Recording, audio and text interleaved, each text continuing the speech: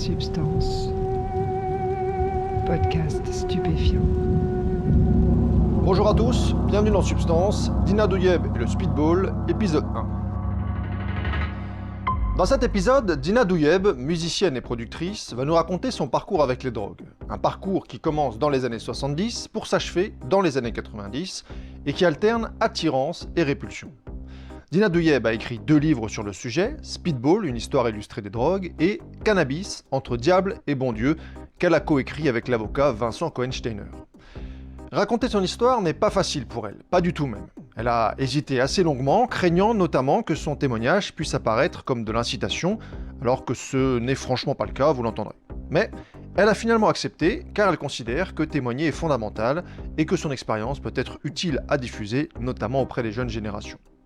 Elle va donc nous raconter en 2 épisodes l'ambiance et le contexte de la prise de drogue à Paris dans les années 70 et les années 80, ce qu'elle a vécu dans la consommation et pourquoi elle y a mis fin. Réglez le son, mettez-vous bien et écoutez, vous êtes dans Substance.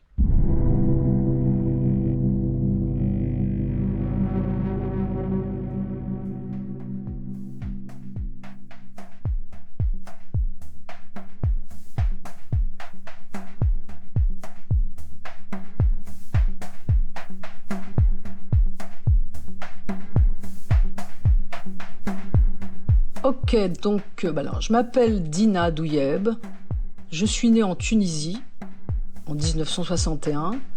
Je suis partie de Tunisie à l'âge de 4 ans. Je suis passée par Marseille, mes parents cherchaient un appart, ils étaient un petit peu dans le besoin, puisqu'on avait tout laissé là-bas en Tunisie.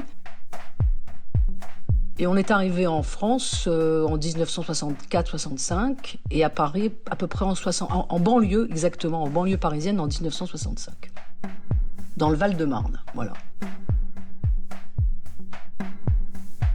Je viens d'une famille de la petite bourgeoisie tunisoise, d'origine juive tunisienne, israélite, c'est-à-dire, puisqu'on suivait le rite israélite d'après la loi un petit peu de l'Alliance universelle qui avait été propulsée par le Code de Napoléon pour les Israélites et les Juifs, ce qui faisait qu'on était très laïque. On était laïque aussi, voilà, on n'était pas orthodoxe. Donc on était traditionnaliste. J'ai été élevée dans une atmosphère aussi de respect par rapport à l'islam, par rapport à mon pays d'origine. On connaissait les fêtes musulmanes, le ramadan, l'Aïd Kébir. On avait de très bonnes relations et on était aussi de culture judéo-arabe, c'est-à-dire judéo-tunisienne, puisqu'on parlait l'arabe, contrairement à d'autres populations comme les Pieds-Noirs ou les Juifs d'Algérie qui étaient dans une autre histoire. Non, les Juifs de Tunisie, c'était une histoire différente, voilà. En ce qui me concerne, moi, j'avais pas du tout conscience de tout ça. Marseille, ensuite la banlieue. J'ai souvenir que mes parents, on était dans la galère. On est arrivés, on était à 10 dans un appartement. Toute la famille était réunie. Les grands-parents, les frères, les sœurs, le père, la mère, les oncles. Je n'ai pas gardé un souvenir particulièrement négatif ni positif. Je pense pas que je me posais la question à l'époque. Tu vois. J'ai eu une enfance, franchement, j'ai été entourée de ma grand-mère, de ma mère, qui se sont beaucoup occupées de moi, j'ai reçu beaucoup d'amour. Voilà. J'ai de la chance d'avoir eu une mère extrêmement gentille et sacrificielle, même presque trop. Et ma grand-mère qui faisait la balance, qui était, elle, plus rigolote, mais qui était très maternelle. L'adolescence, ça s'est déroulé, pour moi, ça a été un petit peu dur parce que je sais pas si j'ai envie de parler vraiment de tout ça, parce qu'il y a eu des histoires dans ma famille que j'ai pas trop envie d'en parler. Est-ce que ça va avoir un lien ? Je ne sais pas, parce que c'est arrivé aussi à mes frères, ils ont jamais eu le même parcours que moi. Donc je suis une femme, c'est des hommes. Il y a eu des drames dans mon adolescence, le divorce de mes parents, la séparation, ça a été dramatique, etc. Puis en plus l'échec scolaire, voilà, qu'est-ce que je pourrais dire. À 15 ans, j'avais arrêté l'école. 16 ans, j'étais plus du tout en classe parce que j'arrivais pas à m'adapter à des nouveaux programmes qui me plaisaient pas du tout. Je voulais pas du tout travailler, étudier dans des domaines administratifs. Et on a quitté la banlieue pour Paris à l'époque. La séparation a eu lieu quand j'avais 9 ans. Ça a été très dur, oui, ça a été très dur. Ouais. Après, la consommation est venue beaucoup plus tard. Hein. Après, est-ce que ça a un lien? Écoute, franchement, alors, c'est typique, si tu veux, des interrogations que peuvent faire les gens dans le milieu des addictions, dans le milieu médical. Ils vont commencer à te sortir que tu as eu une enfance comme ça, donc ça y est, si tu t'es drogué, c'est pas partati. Moi, j'adhère pas du tout, je te dis franchement, quoi. J'adhère pas du tout à ce scénario, à ce genre de... Je dis pas que c'est pas je dis pas que c'est pas possible qu'il y ait pas des liens, mais je trouve que c'est pas suffisant comme excuse, quoi, comme motif en tout cas. De dire tiens voilà la consommer, c'est parce que je pense qu'il y a aussi une nature intrinsèque de la personne qui est attirée par les drogues. Ça peut très bien être une personne qui a vécu une enfance radieuse, hein, sans bouleversement. On ne sait pas pourquoi tout d'un coup la personne elle a bifurqué vers cette direction. En ce qui me concerne, moi je pense que j'avais une prédestination à aimer les paradis artificiels. Je pense que c'est aussi... alors après, pourquoi? Est-ce que ça a un lien avec les traumas que j'ai eus adolescente? J'en sais rien. Comment j'ai commencé à m'intéresser aux drogues au pluriel, dans mon entourage. J'étais dans un entourage, d'abord j'étais dans la musique très jeune, j'étais très très vite attirée par la musique. Mon entourage, ça a commencé avec ce qu'on appelait avant les drogues douces, c'est-à-dire le shit, parce qu'on ne trouvait pas beaucoup d'herbe à l'époque. Il y avait beaucoup de hashish. Donc, et quand j'avais commencé à fumer, ça me faisait rien. Donc, je n'étais pas particulièrement attirée. J'ai commencé vers 14, 15 ans, un truc comme ça. Et les gens qui étaient autour de moi, qui étaient plus âgés que moi, eux, ils se droguaient, ils se défonçaient avec des drogues plus dures, comme la coke ou l'héroïne, et ils voulaient surtout pas qu'on touche. Les acides, pareil. Enfin, on pouvait pas se... En fait, comme j'étais avec des gens qui étaient plus âgés que moi, ils étaient assez protecteurs. Et ils ne voulaient pas qu'on touche aux drogues addictives. Drogues qui étaient trop fortes, qui peuvent vraiment changer ton état, modifier ton état de conscience, pas que ton état de conscience, qui modifie aussi ton état d'être, tes réactions, plein de choses dans le corps, et dans le cerveau, et dans la tête, quoi. Il y a eu oui, l'échec scolaire n'a pas arrangé à l'âge de 16 ans, parce que je faisais plus rien, je traînais, donc je me suis retrouvée avec des gens qui, eux, se défonçaient, et puis c'est venu comme ça, puis ça m'a plu. J'ai commencé très jeune avec l'héroïne et la cocaïne. Déjà, dans les années 70, ça a commencé fin 70, ma consommation. 76, 77, 78. Ça se passait uniquement dans les appartements. Moi, je n'étais pas du tout dans les milieux qui vivaient dans la rue ou de junkies. J'avais très peur des seringues. J'étais contre même.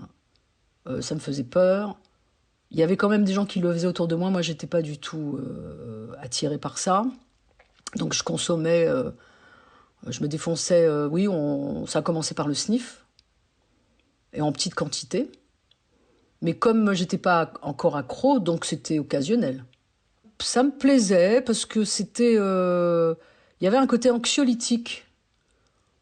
Ensuite, il y avait le côté désagréable de vomi, tout ça, qui touchait le foie avec l'héroïne, les opiacés. Les opioïdes, les opiacés plutôt, c'est des drogues, enfin ce sont des types de drogues qui s'apprécient quand tu es quasiment accro, addict. C'est là que tu apprécies vraiment l'effet de ces drogues. Au début, on ne s'en rend pas compte parce qu'on en prend occasionnellement. Puis après, il y a un mélange avec la cocaïne aussi. Donc il y avait la cocaïne, l'héroïne. On s'en rendait pas compte, c'était occasionnel. Et petit à petit, je me suis accrochée, surtout à l'héroïne. La cocaïne, c'est autre chose. Ah, c'était tout à fait tranquille. On fumait des joints, on écoutait de la musique et on discutait, on refaisait le monde toute la nuit. On faisait tout, les gens à l'époque qui consommaient, ils faisaient tout pour pas se faire repérer, pour pas se faire remarquer. Personne ne savait qui se défonçait. Tout était contre, quoi. On faisait tout pour pas se faire remarquer. De toute façon, c'était mal vu, hein. Très mal vu. Extrêmement mal vu, parce qu'il y avait eu des tas de problèmes dans les années 70. La loi 70, elle découle de ça. Elle découle de cette histoire qu'il y avait eu, j'en parle dans mon bouquin, quand une nana est morte d'une OD, elle se fixait avec de l'héroïne, elle est morte, ça a fait un gros scandale, et là, ça a commencé la chasse aux drogués. C'est pas usagé, on parlait pas de mots comme ça encore. Ça, c'est des mots qui sont venus dans les années beaucoup plus tard. Donc, c'était la chasse aux drogués, mais on faisait pas partie, les gens avec qui j'étais, faisaient pas partie, c'était des gens qui étaient plutôt dans le milieu du showbiz, et ils brassaient du fric, c'est-à-dire qu'ils avaient les moyens de se payer de la dope, et donc... et puis, c'était pas... ils étaient organisés, ils savaient qu'ils pouvaient être accros à l'héros, donc ils faisaient attention, puis après, ils décrochaient avec des médicaments, ils allaient chercher de l'opium, ils se démerdaient, ils trouvaient de la codéine, ou ils allaient à Amsterdam chercher de la méthadone, des trucs comme ça. On avait une méthode qui était la méthode à l'ancienne, faut pas croire, hein, on décrochait quand même. Le sevrage, il est pas très long. Ce qui est dur, c'est la réadaptation. Mais les gens qui se défonçaient à l'époque à l'héros, ils arrêtaient déjà en progressif. Ils en prenaient de moins en moins. Et puis après, ils prenaient du néocodion, de la codéine, de l'alcool, des somnifères. Certains, voilà comment ils faisaient. Moi, c'était plutôt de la codéine, hein. Mais c'était pas terrible, hein, pour le foie non plus. Mais il y avait des plans d'aller chercher à Amsterdam de la méta. Parce que d'abord, il n'y a pas tout le temps des plans. Il y avait des arrêts, et quand on arrêtait, on était malade, donc on décrochait. Mais à l'époque, je faisais quand même attention, je prenais pas des énormes quantités, je faisais durer la consommation. Mais quand on arrête, c'est toujours dur. Voilà, on est malade, on est en situation, la machine endorphine, elle est arrêtée, donc dans le cerveau, donc ça implique le manque, quoi.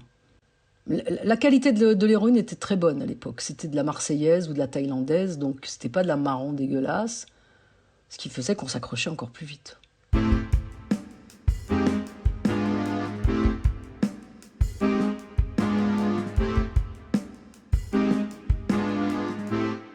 J'étais musicienne, chanteuse, et je vivais avec très peu d'argent. Et c'était autour de moi des gens plus âgés qui me donnaient de l'argent, qui me payaient ma conso, souvent, voilà.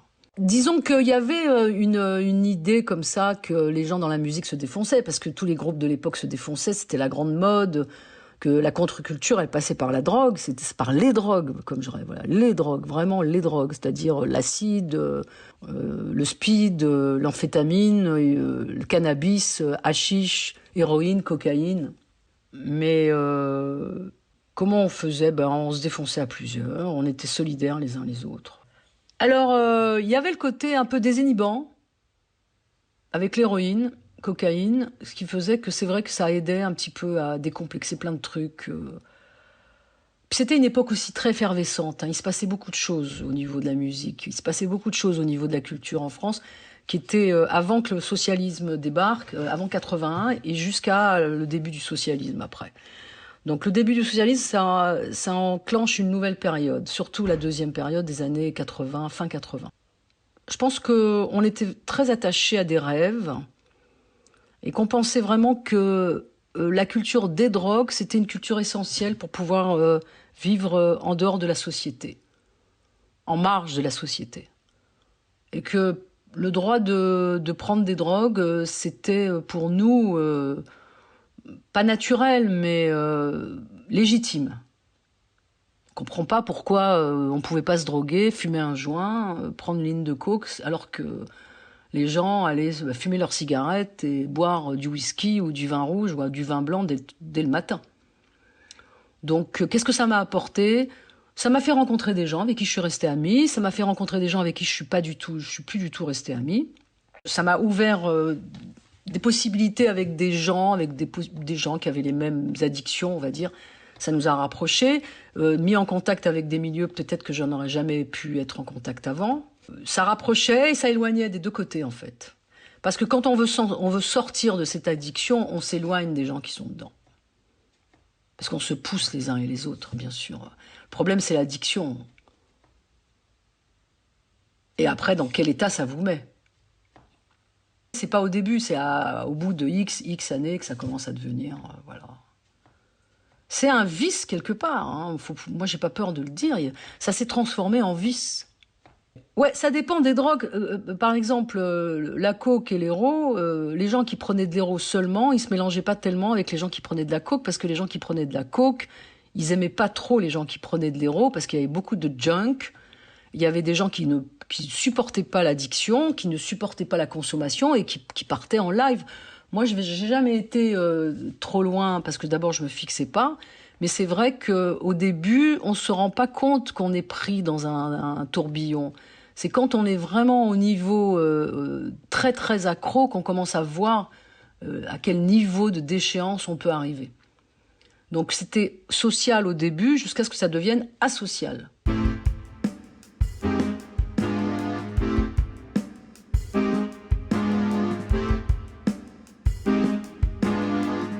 Donc au début, j'avais vraiment du mal à en parler. J'ai mis beaucoup de temps. C'est pour ça que j'écris ce livre. C'est pour un petit peu m'exorciser de cette période. Parce que j'ai laissé pas mal de plumes. Ça m'a entraîné vers des états d'être qui étaient insupportables. Et ça m'a coupé de beaucoup de choses, voyez-vous. Donc au début, c'était un petit peu fantastique. Il y avait un côté fantastique, extasique presque. Puis après, ça s'est transformé en cauchemar. Assez rapidement, ça a mis même pas 7-8 ans. Parce qu'il y avait des périodes oui, des périodes non, mais on n'arrivait pas, on revenait. En fait, on retombait tout le temps dedans, quoi. C'était pas tout le temps continu, mais je retombais tout le temps dedans. En plus, moi, je prenais des deux. Et les deux mélangés avec la coke, ça devenait encore plus problématique. On était complètement inconscients, de toute façon, parce qu'on prenait des quantités, on s'en rendait même plus compte. On était dans un milieu où tout le monde était accro. Et puis, une fois qu'il n'y a plus rien, qu'il n'y a plus de plan, tout le monde pleure, tout le monde est malade, donc ça devenait insupportable. C'était super mal vu déjà dans la profession, dans la musique et tout ça. Tous les gens qui étaient accros, c'était super mal vu. Les gens qui prenaient de la coke, qui supportaient pas les gens qui prenaient de l'héro, c'était hyper mal vu. Pour eux, ils se considéraient pas comme des drogués. Les gens qui prenaient de la coke à l'époque. Et personne ne disait, il fallait pas le dire. Donc c'était chacun dans son coin. À part quand vous étiez intime avec certaines personnes avec qui vous partagiez. Et l'héros, valait mieux se cacher. Valait mieux vraiment pas le dire que vous étiez accro, parce que c'était un problème dans le métier. Les gens accros, s'ils n'avaient pas leur dose, ils étaient malades. Donc, ils ne pouvaient pas travailler, ils ne pouvaient rien faire. Donc, c'était un problème déjà. Déjà un problème. S'il y avait des stocks qui arrivaient dans certaines banlieues avec des dealers qui débarquaient, qui avançaient de la cam en grosse quantité, je parle, à des dealers qui allaient pusher les autres, bon, ça devenait vraiment un problème, bien sûr. Après, ça dépendait. C'était pas comme aujourd'hui où c'est accessible d'une manière... je trouve que c'est beaucoup plus épidémique aujourd'hui qu'à l'époque où on l'a vécu, hein. Aujourd'hui, c'est épidémique dans toute la France. À l'époque, dans les provinces, ils n'avaient pas de plan. Il fallait qu'ils viennent à Paris chercher des trucs. Aujourd'hui, c'est plus du tout pareil, quoi.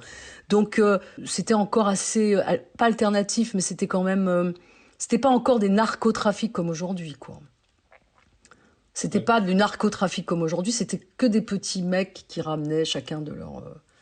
certains ramenaient des grosses quantités, mais ça dépassait pas...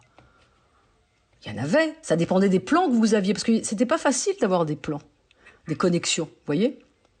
Ouais. C'était pas facile d'avoir des connexions, donc il y a des gens qui avaient des connexions, puis il y en avait qui n'en avaient pas, donc pour trouver des contacts, c'était pas si évident que ça. Il fallait vraiment connaître du monde. Bon, après, on était restreint dans un milieu, puis ça sortait pas du milieu, ça dépendait. Puis après, la qualité de la défonce, elle a changé, c'était plus de la blanche, c'était de la marron. Il y avait beaucoup de trafic qui venait du Pakistan et d'Inde. Ils allaient chercher de la marron qui était dégueulasse, mais comme il y avait que ça, on prenait ça. Et puis c'était des nouveaux types de dealers. Il y avait beaucoup d'Africains qui le faisaient à l'époque. Je parle des années 90, qui prenaient pas. D'abord, il y avait des Libanais qui faisaient ça aussi, et ils ramenaient de la libanaise. Après, il y avait les mecs de Marseille. Avant, il y avait les mecs de Marseille. Ensuite, il y avait la libanaise. Après, il y avait les Africains qui allaient la chercher au Pakistan, qui ramenaient ou qui dilaient pas mal aussi. Il y a une époque. Hein. Puis après, moi, de toute façon, j'ai arrêté. Alors.